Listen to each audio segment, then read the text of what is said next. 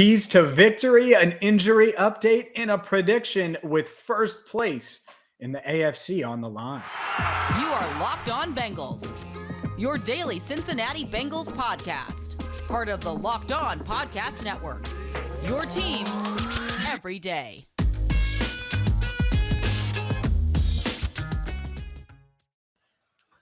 What up, Bengals fan? This is the solo act. Solo act for segment one. You got to hit them with a little shoulder shimmy. Welcome in to another edition of the Locked On Bengals podcast. I'm James Rapien. Jake Liscow, well, he's running a little late, but that's okay. He's going to join us in segments 2 and 3 for what else? Our keys to victory. Plus, as always, I make my prediction for week 7 as I'm 3 and 3 on the year. I'm trying to get above 500.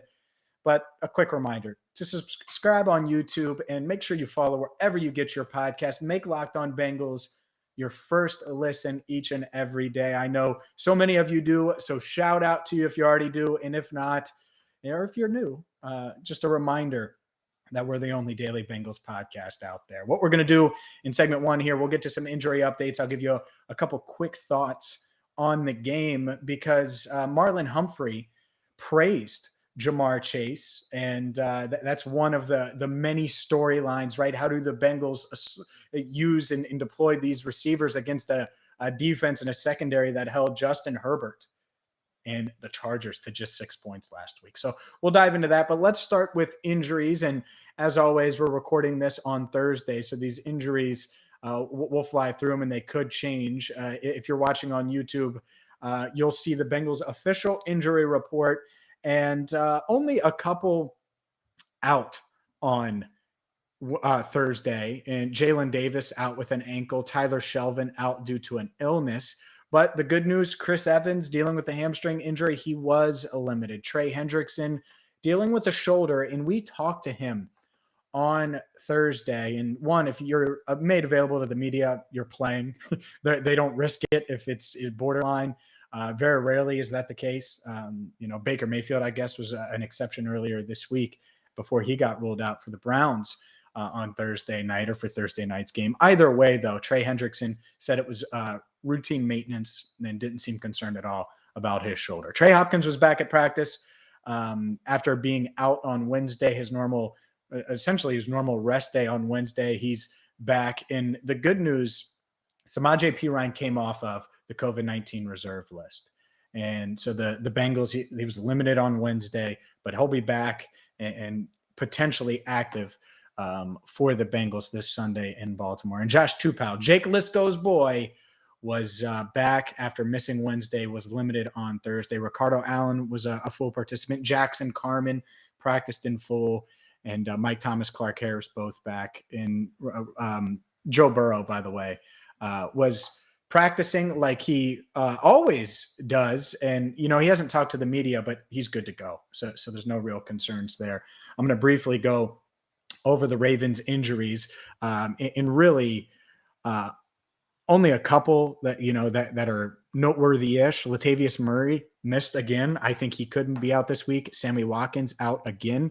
I think he could be out this week. Outside of that, Alejandro Villanueva, you expect him to play. Bradley Bozeman, you expect him to play. Brandon Williams is going to play. Tavon Young is going to play. Jimmy Smith, Justin Houston. So not a ton there on the injury front. Obviously, the Ravens are going to be without Ronnie Stanley. They're missing a bunch of guys that have been hurt before, but they're not dealing with a ton of injuries at this moment on their injury report. That being said, one of the matchups and one of the key matchups on Sunday is going to be Jamar Chase versus Marlon Humphrey. And will Humphrey shadow Chase? Is he going to go one-on-one against the Bengals rookie receiver? It would make a lot of sense, right, that he does that. I'm not sure. And, it's one of those things, and we talked on the crossover earlier this week, and it was one of those things, Kevin's like, yeah, you could do that, but he might match up better against T. Higgins. And so that's the concern. If you're the Bengals, you don't know. And to me, I'm not that concerned overall. The unknown is kind of a worry, but the overall, like if Marlon Humphrey is shadowing Chase, okay, well, either Tyler Boyd's going to get open, T. Higgins is going to get open, or maybe Chase just wins that matchup. And that's something I think we really need to start talking about, right, is Chase getting double covered, getting these number one corners. And not only that, because Marlon Humphrey will be the best cornerback he's played all year if he does get shadowed by him. But him handling business against those guys. Like, I'm confident that Chase can have his fair share of wins against Humphrey, who's one of the best cornerbacks in the game. And Humphrey's going to be poking at the ball and trying to knock it out. And that's something else to pay attention to. Another key matchup we'll get into keys to the game, but is how they guard Mark Andrews. And Jessie Bates told me on Thursday that, yeah, they are going to guard him one-on-one at times. He thinks that he's going to be able to do it and be faced with Andrews. And so that's tough. And he said it's not going to just be him. So I would assume Von Bell will be matched up against him sometimes. Who knows? Maybe it'll be Chidobe Awuzie at times. That was the case last week against TJ Hawkinson. So really interested to see how this Bengals offense handles everything, or Bengals defense, handles everything that the Baltimore offense is going to throw at them, from Lamar Jackson to everything in between. Because, it's such a challenge going up against a guy like Lamar. And I get it. It's as far as, he doesn't have a number one, and I've talked about that, but Marquise Hollywood Brown has played great so far. Rashad Bateman, their first round pick, is back. And Mark Andrews has been dominant. And I think Lamar Jackson is just playing at a borderline MVP level. So there's a lot of factors here that go into this matchup. And it's going to be interesting to see if the Bengals can hand Lamar Jackson his first loss playing the Bengals as a starter. He's 5-0. Which is just insane to me. One guy that beat Lamar in college when he was at Wake Forest is Jessie Bates. And Bates talked about the confidence he has in this defense to go out there and slow down Lamar Jackson after going 0-5 against him throughout his career. Because me and Vaughn are watching some extra film together, because a lot of the communication is coming from me and Vaughn. Just like any other week, but it's a little bit more extreme this week. But yeah, just watching film and watching last year's game, me and Vaughn are like, why are we reacting like that? Like, why are we doing those things? So, we have a better feel for it, not just the coverages that we're running, just the offense itself, of what they're trying to do and how they're trying to hit us. Yeah, it makes a ton of sense, right? They have a better feel for it. They're ready for it, hopefully, and they have the personnel to match it, at least to a degree. That's the thing, the personnel part of it. So scheme, but it's going to be hard to slow down Lamar Jackson. And one quick note, Puka Williams played Lamar in practice on scout team, but he can't throw the ball. And so I think they've found someone else. They didn't say who, but Puka Williams nearly threw an interception to Jessie Bates, but struggled throwing the ball. So, he's got some quick twitch to him and stuff like that, but certainly not at Lamar's level throwing wise, which is obviously a big reason why Jackson is so special. And he is. I mean, he's such a great player, and we've seen it so far this season. Up next, Jake Liscow joins the show, and we get into our keys to victory and my prediction right around the corner. But first, a word from BetOnline, because look, BetOnline is the fastest and easiest way to bet on all your favorite sports, whether it's Bengals, Ravens, whether it's, any team you could think of in the NFL, any matchup that you want to wager on. Maybe you think the Cardinals are going to stay undefeated. Maybe you think Kyler Murray is going to be MVP. Maybe you think Dak Prescott should be comeback player of the year, not Joe Burrow. Whatever the wager is that you're looking to make, you can make it at betonline.ag. So go there now and check out their new updated website, or sign in on your mobile device. And when you do, use promo code LOCKEDON, you're going to get a 50% welcome bonus. It's free money. Use BetOnline. Jake does, I do, you should too. BetOnline.ag, promo code LOCKEDON for a 50% welcome bonus. It's Bengals and Ravens on Sunday at M&T Bank Stadium, and my good buddy, our co-host here on the Locked On Bengals podcast, he made it. Jake Liscow is here. Man, I know your flight was delayed, but geez, this is a virtual conversation, so I'm glad you were able to make it on today's show. I haven't been on a plane in over a week, James. Oh, okay. Yeah, it's just me making things up. Like, you tripping or hitting a lamp. You knocked over a lamp while you attempted to do the gritty, but you'll never admit to that, so that's okay. So instead of talking about your lamp or dancing skills, your broken lamp, let's talk about Jamar Chase, Joe Burrow, in this offense against the Baltimore Ravens. This is our keys segment, which we do each and every week on our final show before the matchup. And obviously, this is a huge game for Joe Burrow to show, like we talked about on the crossover yesterday, that he mentally can deal with what the Ravens do defensively. That's absolutely the number one thing, right? Is how does Joe Burrow bounce back from the first time he played against Don Wing Martindale's defense? And the first time, I think, going against a Martindale defense is generally the hardest. And young QBs, like, he knows how to make life hard on young QBs. He knows how to show you things you haven't seen before, he hasn't put on tape before, or how to make things look one way and then do something different. And he's got a mostly veteran unit over there who can make those kinds of changes on the fly. So I'm sure he's going to try to do it again.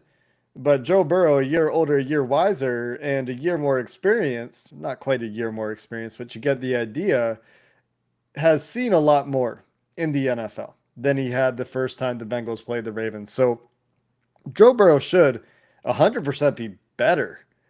It's just a question of, is he better enough to go toe-to-toe with a Baltimore offense that has started to figure out the passing game, as we talked about with Kevin yesterday, and we've seen it as teams have taken away the Ravens running game. And that's really it, is, do they handle free rushers better? So the offensive line, I don't remember in the last few weeks a free rusher coming up the A or B gap. And that means the offensive line has figured out their communication on that. They've had free rushers on the outside. Usually those are the quarterback's responsibility. So, we talked about one play extensively with Mike yesterday, or on Wednesday, Tuesday, whenever that show was, about the free rusher. So, like, can that mistake get eliminated? Can staring down a safety get eliminated? And can you play more consistently as well as you're playing outside of those few plays where you seem to have those mental lapses? And if those mental lapses do happen, then, like, let's not make them kill you, right? Like throwing a near interception or taking a sack in the red zone when you can throw the ball away, which that wasn't a free rusher, to be clear. Riley Reef tripped or gave up a quick pressure, but can you minimize those mistakes? Can you do, can you keep your team in the game in situations where things could get away from you, if that makes sense? Yep. It does. And that's such a key, especially early, to me, because the crowd's going to be crazy. It's not going to be like Detroit. And the crowd got loud at times in Detroit, but this is going to be a different animal, as we know, with the Ravens and in what it's like playing in Baltimore. And so it's not just Burrow, like that is the start, but the key in general, and now it's a theme, it's 3 weeks. We might as well just record it. And we obviously record the show. Just going to take me talking about how this offense needs to get off to a quick start and maintain it. And that's the thing. I don't want like an opening score and then you punt 4 straight times with an interception, because then your defense is going to be worn out with all the pressure that Lamar Jackson and company, and we'll get to that, is going to apply on them by the time halftime rolls around. So I don't know. I don't want to put a number on it, but sustained drives with a couple explosives in there in a perfect world. And hopefully if the Bengals are being blitzed 40% of the time, Burrow is smart enough to diagnose it and figure it out. But it isn't just on Burrow. Like I think that leading into, I just go back to last year before week 5, when they go to Baltimore and get their head kicked in, all the talk was, oh, we're going to be ready for the blitz. We're going to be ready for the blitz. And I get it. A lot of it was on Burrow. Well, now we're going to see he's more experienced. He's more seasoned. Can this coaching staff, along with Burrow, put together a game plan that's ready to go against this Ravens defense? And this is where that fun fact from earlier this week, will it continue? Will the Bengals continue to run the ball more frequently than the Ravens? And I'm talking this is an overall stat. So maybe the Bengals have had more garbage time than the Ravens. They certainly had a ton against the Lions, although the Ravens just had a ton against the Chargers. So maybe not, but it'll be interesting to see if the Bengals try to run the ball as much as they have when Joe Mixon's been healthy against the Ravens this week. And, I wonder how much of this coin flip streak plays into things. We haven't seen the Bengals yet this year where they've had to receive the ball first and didn't get the ball on either side of the half. I mean, how much is that going to matter if that streak breaks, and they don't get to have that opportunity to score on consecutive possessions, which they've done a great job of, but is not entirely within their control. Yeah, that's a good point, because if there was ever a time for it to happen, it would be on the road. And if that does happen and the Ravens defer, guess what you can't do? You can't go 3 and out. You can't say, oh, we're just going to give away. That's the possession. That's your before the half possession, or after the half possession, right? Excuse me, after the half. So they always score after the half in most instances, I believe, if I can remember this right. Certainly in their wins, they've done that. You're going to have to do that on your first possession to kind of counteract it. And that's why I just hope that game plan wise and prepared wise, this offense looks, there's never something, there's never me or you or someone tweeting out, what are they doing? Like, what's going on right now? Or you're just scratching your head, or you think like, what the hell is, because it seems like there's always a point. Even last week in Detroit, there certainly was in that first half offensively. Can't have that this week. And it's the margin of error is pretty thin. And the other thing, I need someone besides Jamar to do something. In specifically, and obviously Joe Mixon had a big game, Chris Evans. I'll be specific, and I'm going to single out 2 guys, and it goes with the coaching staff and everything. T. Higgins, I'm going to need you to ball out. I'm going to need you to show up and pretend it's 2020 and that shoulder is really good. I'm going to talk about Built Bar in a second. Maybe he could grab a Built Bar, get that shoulder going right. And then, Tyler Boyd, I can't have Tyler with 1 reception, and I don't think it's just his fault. I think there's a lot that goes into it. But this could be like if the Bengals win, I think Tyler Boyd probably has like 8 receptions and has 4 third down conversions, and they have 3 really long clock sucking drives that just eat the clock, take the air out of the ball, and completely soak the crazed fans of Baltimore, just all the energy out of the stadium. So I think those 2 guys really need to step up. Of course, you want big plays from Chase, but those other 2 guys I'll be paying attention to as well. How about another 10-target game for Chase while we're at it, right? Like, have a nice game, T. Higgins. Have a nice game, Tyler Boyd. But Sure. how about not just 4 catches for Jamar? Like, let him maybe take over the way AJ used to, really win these games at times in the Andy Dalton era, when Andy Dalton and AJ Green gave the Ravens fits. And obviously Tyler Boyd has done the same thing. But how great would it be for Jamar to get off on that right foot as well? Yeah, he's been so damn good. Yeah, I'm not against that. But I think you can do both, right? Like I think that those guys can be involved and Jamar still be the one. And it doesn't have to be either or. And I know you think that too, but I think some envision it like, oh, well, if Jamar's getting all these targets, well, these guys can't be involved. They absolutely can. And if Jamar's having, 70-yard plays, then you take them. And I think it's going to be really interesting to see where Marlon Humphrey lines up. And if it is on Jamar, will Jamar win consistently? I think he's capable. We'll see if he can do it. And Kevin mentioned, like, that physical matchup is not as good, that way. So if it is Marlon Humphrey on Jamar just to try to go strength on strength, can T. Higgins have that breakout game, like you said, and take that step that was hyped in the preseason? That would be really lovely to see. Coming up next, let's talk about the keys when the Bengals defense is on the field. Going to be just as important, and that's where we will finish up this week before the Ravens game. Today's episode of Locked On Bengals brought to you by McDonald's. And look, McDonald's, it's not just a place where you're going to get great food, right? Where you're going to get amazing chicken nuggets or awesome double quarter pounder with cheese.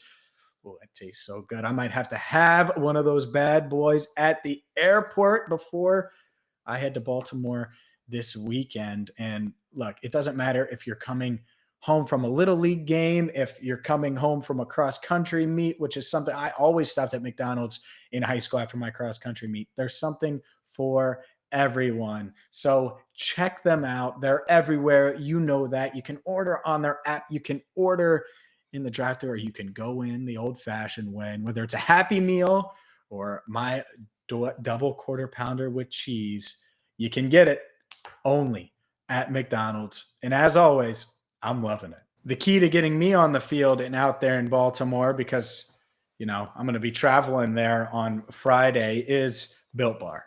Built Bar is the number one protein bar on the planet. It's taken everything in me right now not to crush this cookie dough chunk bar right here mid-show, mid-ad read, but I'm a professional, so I'm not going to do that. And if you're new to the podcast and you haven't heard me talk about Built Bars, the thing that makes them special, they taste amazing. They're covered in 100% chocolate. It tastes like you're eating a candy bar.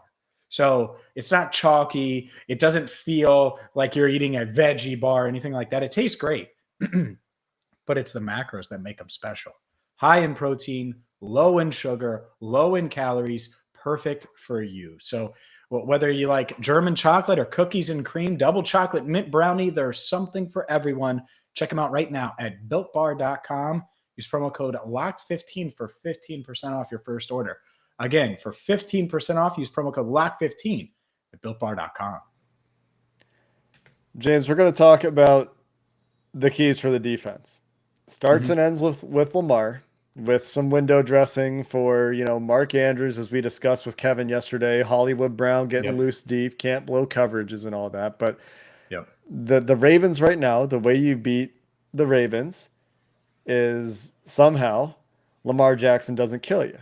And Lamar Jackson has killed the Bengals for his entire career.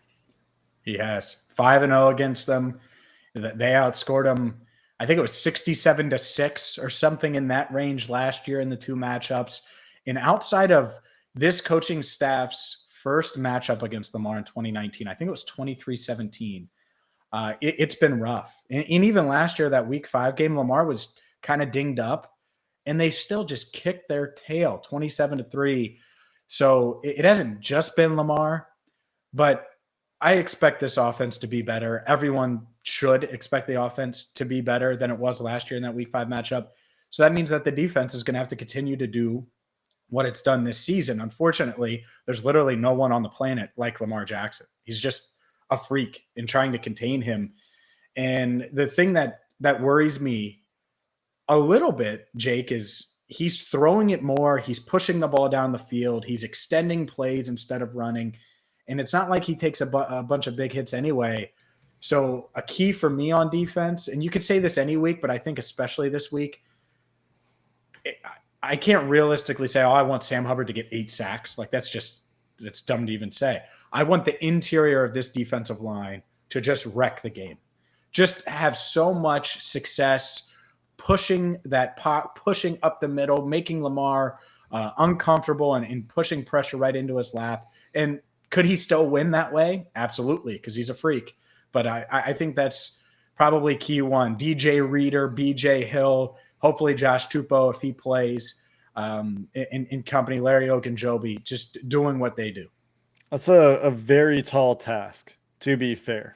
And the Ravens interior has been okay. Bradley Bozeman, we mentioned, didn't practice yesterday, so we'll see what kind of shape he's in. Or didn't practice 2 days ago, I guess, depending on when you're listening to this. If you're listening on Friday, he didn't practice on Wednesday. So maybe they're a little bit injured in there. But it's not like the Bengals have the Geno Atkins of this defensive line right now, right? Like Larry Ogunjobi has flashed that at times, but he's not Geno, right? And so it's a tall task. And the other thing is without Joseph Osai, who I think will be instrumental in this matchup in the future if he's who we think he is, and that relentless engine and his athleticism and his, energy, can the Bengals defensive ends contain? Because they don't have a ton of speed there. Trey Hendrickson has some, but not a ton of speed. Sam Hubbard doesn't have a ton of speed. Cam Sample doesn't have a ton of speed. Khaled Kareem not back this week. So while Sam Hubbard can be really good against the run in general, can they contain? And it's impossible, but it's impossible to do the entire game, I mean. But can they do it at a reasonable level? Because the defense behind them, you're limited in what you can do against Lamar Jackson. You can't play too much man against Lamar, because if you do and you turn your back to him, he's going to take off, and then he's gone. He's 50 yards downfield, and Nick Vigil's tripping over himself 6 times on a play. And so, I mean, that might happen in zone too from time to time because Lamar is who he is, but he limits what you can do.